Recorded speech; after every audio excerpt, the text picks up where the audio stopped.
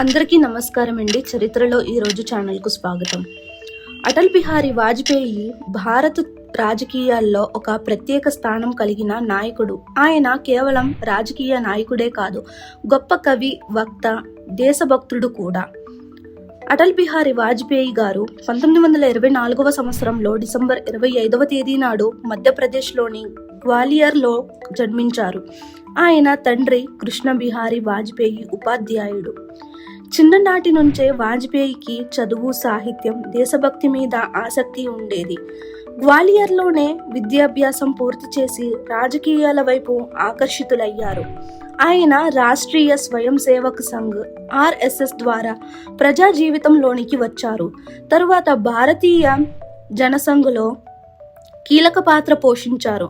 స్పష్టమైన ఆలోచనలు, సంయమనం కలిగిన మాట తీరు వాజ్పేయిని ప్రత్యేకంగా నిలబెట్టాయి. అటల్ బిహారీ వాజ్పేయి 3 సార్లు భారత ప్రధానిగా సేవలందించారు.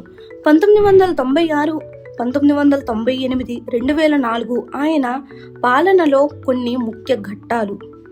1998వ సంవత్సరంలో పోఖ్రాన్ అణుపరీక్షలు, భారత్ అణుశక్తిగా ఎదిగిన క్షణం, స్వర్ణ చతుర్భుజి రహదారి ప్రాజెక్టు, దేశ మౌలిక వసతుల అభివృద్ధి, పాకిస్తాన్తో శాంతి ప్రయత్నాలు, లాహోర్ బస్సు యాత్ర.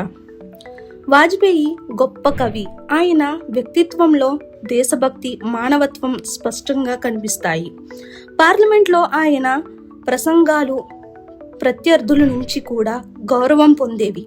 2015లో ఆయన భారతదేశపు అత్యున్నత పౌర పురస్కారం భారతరత్న లభించింది. 2018వ సంవత్సరంలో ఆగస్టు 16వ తేదీ నాడు ఆయన పరమపదించారు. అయినప్పటికీ ఆయన ఆలోచనలు, సేవలు భారత చరిత్రలో చిరస్థాయిగా నిలిచాయి. అటల్ బిహారీ వాజ్పేయి గారు రాజకీయాల్లో సంయమనం, మాటల్లో గౌరవం, సేవలో దేశభక్తి ప్రతీక. ఆయన జీవితం భారత యువతకు ఎప్పటికీ ప్రేరణగా ఉంటుంది. ఆ కంటెంట్ కనుక మీకు నచ్చినట్లయితే లైక్ చేయండి, షేర్ చేయండి, సబ్స్క్రైబ్ చేసుకోండి ఫ్రెండ్స్. కింద కనిపిస్తున్న బెల్ ఐకాన్ని ట్యాప్ చేయండి. Thank you.